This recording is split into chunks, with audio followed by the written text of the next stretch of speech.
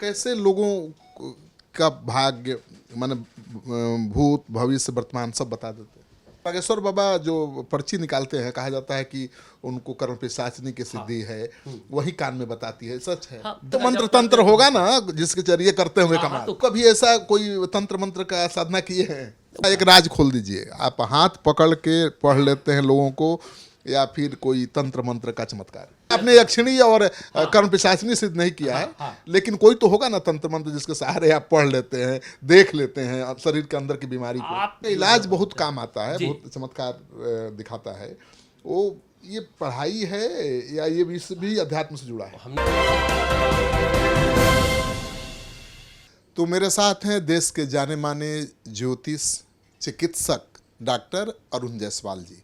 तो गुरु जी ज्योतिष तो जानते ही हैं, आपको देखकर ही आपका भाग्य बता देंगे, क्या होने वाला है, क्या हुआ है, सब बाँच देंगे। और साथ ही क्या बीमारी है आपको और क्या इलाज है वो भी बता देंगे। गुरु जी आपका स्वागत है। बहुत दर्शकों की मांग थी कि बहुत दिन हो गया जायसवाल गुरु जी को ज़रा दिखाइए, तो आप ज़रा बताइए आपका ये कैसा चल रहा है साधना? देखिए, साधना तो प्रचार की चीज़ नहीं है, परिष्कार की चीज़ है। साधना में अंतर मन की साधना होती है, मन को साधा जाता है, मन का परिष्कार किया जाता है। जन्म जन्मांतरों का जो संस्कार, कुसंस्कार, अच्छा बुरा सब मन पर परत दर परत बैठता चला जाता है। मन को शुद्ध करना, पवित्र करना, चित्त शुद्धि जिसको कहते हैं, वो करने पर जीवन बदलता जाता है। और मन अगर आपका स्वच्छ हो गया तो आपको बहुत सारी चीज़ें यूं ही समझ में आएंगी। जीवन की बहुत सारी बातें आपको बहुत ज़्यादा प्रभावित भी नहीं करेंगी। दुख में आप बहुत ज़्यादा बेचैन और हैरान परेशान नहीं होंगे, और सुख में बहुत ज़्यादा आह्लादित तो होंगे, लेकिन पगलाएंगे नहीं। क्योंकि आज दुनिया में देखिए कि सफलता मिले और लोग पगलाए नहीं, ये बहुत विरल घटना है, क्योंकि अहंकार से मुक्त नहीं हो पाता है। साधना में अपने अहम को हटाना ही मूल, कह सकते हैं, मर्म है साधना का। अपने अहंग से अपने को अलग करना, अहंग को मारना। अहंग को बदला नहीं जा सकता। जैसे असुर को मारा जाता है, अहंकार भी एक असुर की तरह है। असुर को आप बदल नहीं सकते, उसको मारा जाता है। तो वही बातें हैं। तो आप कैसे लोगों का भाग्य माने भूत भविष्य वर्तमान सब बता देते हैं? देखिए, ज्योतिषी में जब हमने शुरुआत की थी जिज्ञासावश, हम भी शुरू में इन सब चीज़ों को नहीं मानते थे, लेकिन ज्योतिषी में जो हमसे मिलने पहली बार आए, उन्होंने मेरा रोल देख करके 1978 की बात है कि इतना नंबर आएगा, रोल से रिजल्ट बता दिए। हमारा हस्तरेखा देख करके उन्होंने बता दिया कि तुम्हारा डेट ऑफ बर्थ ये है, जन्म तिथि जन्म समय तक बता दिए। तो लगा कि ये विज्ञान है या क्या है। इसको जानने के लिए मेरा शोध का विषय रहा कि हमको ये जानना चाहिए। तो इंटर तक तो बायोलॉजी पर है, और उस समय उन्होंने कहा कि तुम शरीर की ही चिकित्सा नहीं करोगे, मन की भी चिकित्सा करोगे, भावना की भी चिकित्सा करोगे। तो हम न उस समय शरीर को उतनी अच्छी तरह से समझ पाते थे, न मन को, न भावना को। उसके बाद ये एक, कह सकते हैं, रिसर्च का विषय हुआ कि सचमुच अगर ये विज्ञान है तो कितना विज्ञान है। और वो गुरु आपके अभी है इस संसार में? अब नहीं है, अब वो नहीं रहे। तो उस तरीके से ये हुआ। उसके बाद हमने तुरंत एंशिएंट हिस्ट्री पढ़ा, प्राच्य ज्योतिषी, तंत्र मंत्र, योग, आयुर्वेद, ये चारों प्राच्य विद्या है, और चारों एनर्जी को ही डील करता है। तंत्र है पदार्थ ऊर्जा का अध्ययन, ज्योतिष है खगोलीय ऊर्जा का अध्ययन, और योग है शरीर में प्राण ऊर्जा का अध्ययन, और आयुर्वेद है वनस्पति ऊर्जा का अध्ययन। ये चारों एनर्जी फील्ड को डील करता है। इस तरीके से ज्योतिष को, योग को, आयुर्वेद को और तंत्र को भी समझना चाहिए, प्राच्य विद्या। और ये चारों बहुत महत्वपूर्ण है। इनको जानने से आप जीवन को बहुत अच्छे तरीके से भली भांति समझ पाएंगे, और उस अनुरूप आप काम करेंगे। और जैसे मन को आप साथ लेते हैं, योग करते हैं, प्राणायाम करते हैं, चित्त शुद्धि की बात करते हैं, धारणा ध्यान समाधि की बात करते हैं। धारणा मन का लगना साधना में, ध्यान यानी मन का लीन होना, समाधि मन का विलीन होना, और प्रत्याहार मन का मुड़ना। 4 अंतरंग योग है पतंजलि का, और 4 बहिरंग योग है, यम नियम आसन प्राणायाम, प्रत्याहार धारणा ध्यान समाधि। यम आंतरिक अनुशासन है, नियम बाह्य अनुशासन है, और ये आसन जो है शरीर में प्राण ऊर्जा का सुचारू रूप से संचालन है, और प्राणायाम प्राण का नियंत्रण, बहिरंग योग हो गया। और मन संसार से हटा तो मन का मुड़ना, संसार से थोड़ा हटना, अंतर्मुखी होना, एक प्रत्याहार है। मन धारणा, मन का लगना। अब मुड़ तो गए, लग रहा है नहीं लग रहा है, ये बड़ा महत्वपूर्ण प्रश्न है। तो लगता है मन तो धारणा हो गई, और लग गया तो लीन भी होगा तो ध्यान हो गया, और विलीन हो गए तो समाधि हो गई। तो इस तरीके से जीवन साधना का क्रम चरणबद्ध चरण चलता है। बीच में प्रारब्ध का झोंका भी आता है, आपको डिस्टर्ब भी करेगा, मनोमालिन्य भी आएगा, उद्वेग भी आएगा। काल के गर्भ में आपका पूर्व जन्म का कर्म भी पकता है। कर्म जो कर्माशय में पक रहा है वो समयानुसार घटित होता है, परिस्थिति का उस हिसाब से निर्माण होता है, घटनाक्रम होता है। उस स्थिति में ज्योतिष क्या कर सकता है, इसके लिए अगर कोई इस तरीके से ज्योतिष का लाभ उठावे तो निश्चित रूप में जीवन में पता चल जाए। डॉक्टर वर्तमान का इलाज करता है, ज्योतिष भविष्य का इलाज करता है कि जाड़ा आने वाला है, स्वेटर निकाल लो। ये बहुत महत्वपूर्ण बात है। ज्योतिष का समय वर्तमान तो है ही, ज्योतिष का जो मूल्य है कि आप जो अपने जीवन यात्रा में आगे बढ़ रहे हैं तो कौन सा अवरोध आने वाला है, कौन सा व्यवधान आने वाला है, पहले जान लें, उस अनुरूप मानसिक रूप से तैयार रहें और उसका कुछ सूक्ष्म उपचार उपाय कर लें ताकि जीवन आसानी से आगे बढ़ता रहे। कई तरह की बातें हैं। लोग कहते हैं कि एक साइकोलॉजी है जो चेहरा देख के रीड कर लेते हैं लोग, आपके मन की बात जान जाते हैं। लेकिन ये कौन साइकोलॉजी है कि आपकी लिवर फैटी है, आपका किडनी खराब है, आपका शुगर बढ़ गया है, ये आप बता देते हैं? देखिए, हमने आपको शुरू में कहा कि हमारे जब हम इसको जिज्ञासा बस जानना शुरू किया कि आखिर ये ज्योतिष विद्या क्या है, अंधविश्वास है या छलावा है या सचमुच ये विज्ञान है, तो हम तो यहाँ तक कहना चाह रहे हैं कि कोई भी साइंस 100% नहीं है, लेकिन ज्योतिष 100% साइंस है कि ज्योतिष जो प्रकाश का स्वामी है उसको जानना, इसलिए उसको दैवज्ञ कहा जाता है। हाँ, ज्योतिष सर्वज्ञ नहीं होता, दैवज्ञ होता है। कुछ अंदर से आपको प्रकाश आती है तो दूर तक दिखता है। और हमारे जब हमने सीखना शुरू किया था तो लोगों ने बताया, कहा कि देखो, साधनात्मक बल प्राप्त करो, साधना होगी तब ज्योतिष तुम सही ढंग से कर पाओगे। जो आपने पहला प्रश्न किया कि साधना, तो अपना नियम संयम से आप रहें, साधना करें तो सचमुच उस समय लगता है कि हाँ, हमको ये बोलना चाहिए। अब उसके लिए हम तर्क क्या दें, अब इस बात को समझने के लिए तो उस तरीके का फील चाहिए आपको, आपके अंदर भी वो पवित्रता, वो दृष्टि चाहिए, वो समझ चाहिए, वो बोध चाहिए, वो अनुभूति चाहिए, एहसास चाहिए।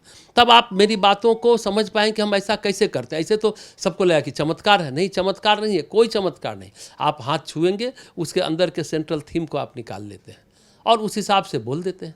लेकिन बागेश्वर बाबा जो पर्ची निकालते हैं, कहा जाता है कि उनको कर्म पिशाचनी की सिद्धि है, वही कान में बताती है, सच है? हाँ, कर्म वो एक तो विद्या है, वो तंत्र में वो हनुमान जी तो नहीं बताएंगे, सब काम नहीं करेंगे।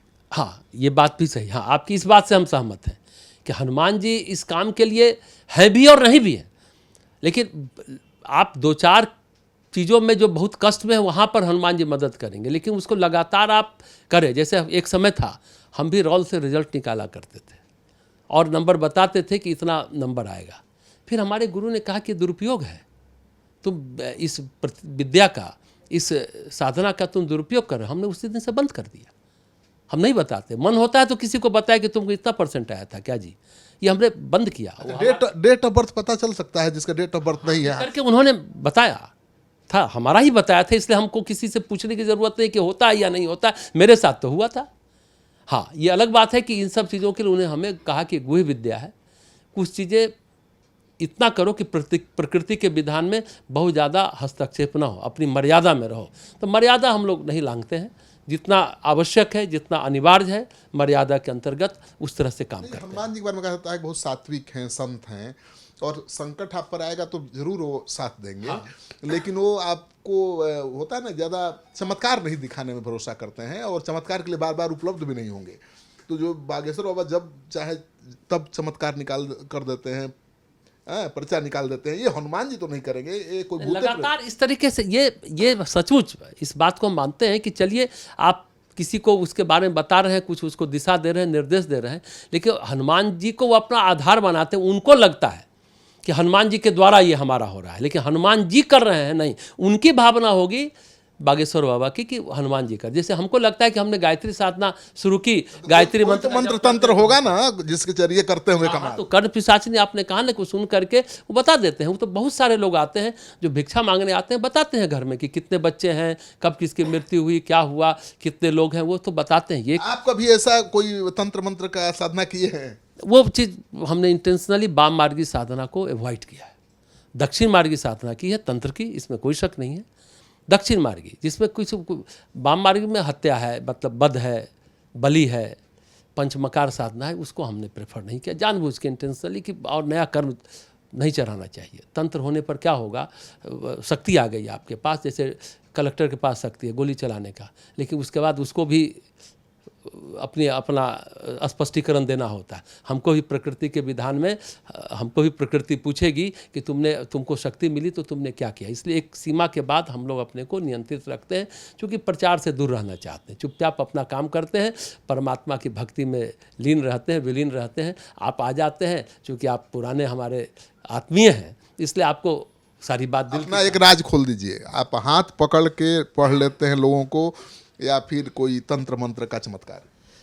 देखिए, हमने कहा ना कि हमने तंत्र में वो तंत्र सिखा ही नहीं है जो जिस तरह से तमाम आपने यक्षिणी और कर्म पिशाचिनी सिद्ध नहीं किया है, लेकिन कोई तो होगा ना तंत्र मंत्र जिसके सहारे आप पढ़ लेते हैं, देख लेते हैं शरीर के अंदर की बीमारी को। आप जिस दिन मन आपका परिष्कृत होगा, शुद्ध होगा, आप छुएंगे और आपको समझ में उस समय उस व्यक्ति के लिए आएगा। वो दिल से जुड़ी हुई बातें, दिल से दिल की बातें, वो अपने आप आता है।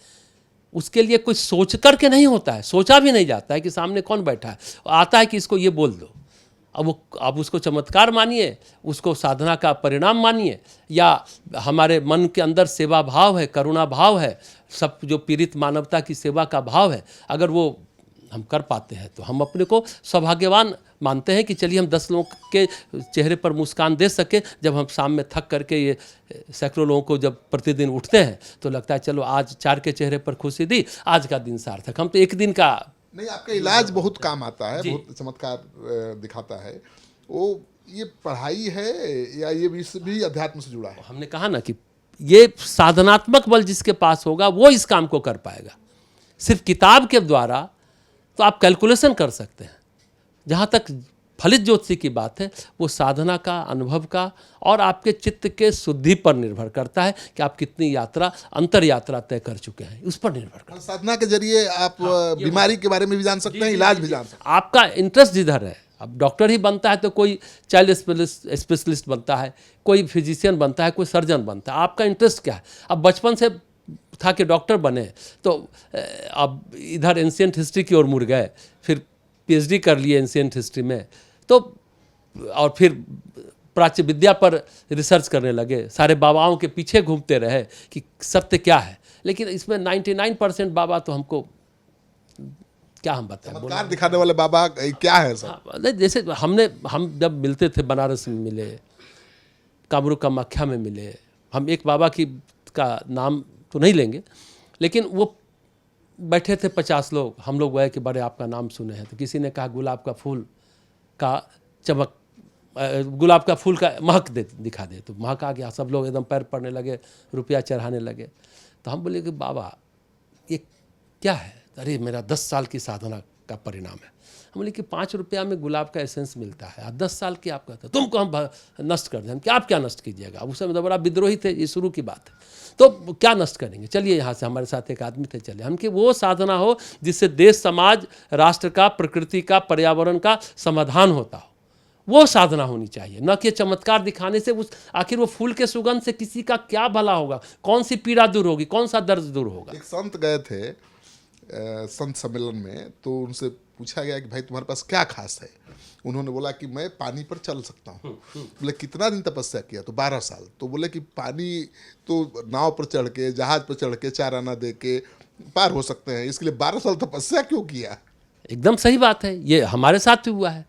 हम लोग को 80 घाट बनारस में थे, एक आदमी बीमार थे, हम लोग को उस पार जाना था, हम देवराह बाबा का नाम ले सकते हैं, वो उनका अंतिम दिन था, मिलने जा रहे थे। अब वो सब जानते हैं कि वो तो आशीर्वाद देते थे, मखाना आता था, खाते थे, वो ठीक हो जाते थे।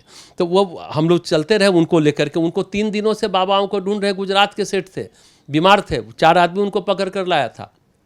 नहीं ठीक हुआ, मतलब नहीं मिले उनको बाबा। हम बोले कि हमको पता है लास्ट डे है आज उनका 80 घाट पे बनारस में, तो चलिए हम बताते हैं। रात का 12 बज रहा था, पटना से ही जयंती जनता से हम लोग गए थे, वो 11:30 बजे उसे बनारस पहुंचती थी मुगल सराय।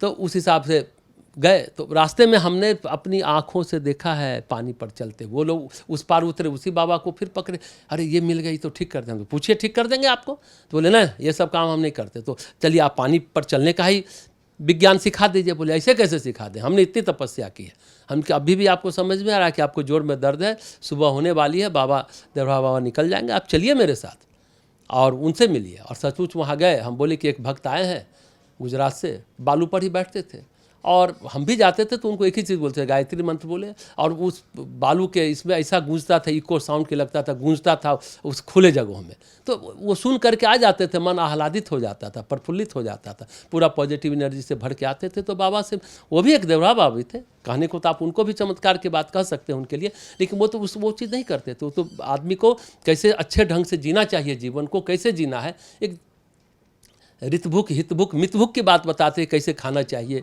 कैसे आपको जीवनचर्या रखनी है, उसकी बात करते थे। उसको उन्होंने मखाना दिया, अब उसमें भी सुन लिया जाए। तो पहली बार वो नहीं खाए, बोले क्या, तो पूछे क्या, बीच में बोलते बोले क्या हुआ, क्यों नहीं खाए? तो बोले कि इसमें कीड़ा है, क्योंकि थोड़ा हल्की सुबह हो चुकी थी। तो तब मेरा दिमाग लगा, अरे ये क्या बोल रहा है। फिर दूसरी बार फेंके, अच्छा ये खाओ, तो उसमें कीड़ा नहीं था, हमको दिखा, वो बोल रहे हैं कीड़ा है। तीसरी बार फेंके, उस बोले हाँ इसने तो खा लिए थे। फिर बोले कब जाओ, चूँकि नाव से हम लोग एक साथ आए थे, हम तो उनको इसलिए भी साथ लिए थे कि किराया भाड़ा कम हो जाएगा, हमारा किराया कम लगेगा, एक नाव पूरा लेंगे तो ज़्यादा पैसा लगता। वो सब जवानी की बात है जिसमें हम लोग सामान्य स्थिति में थे।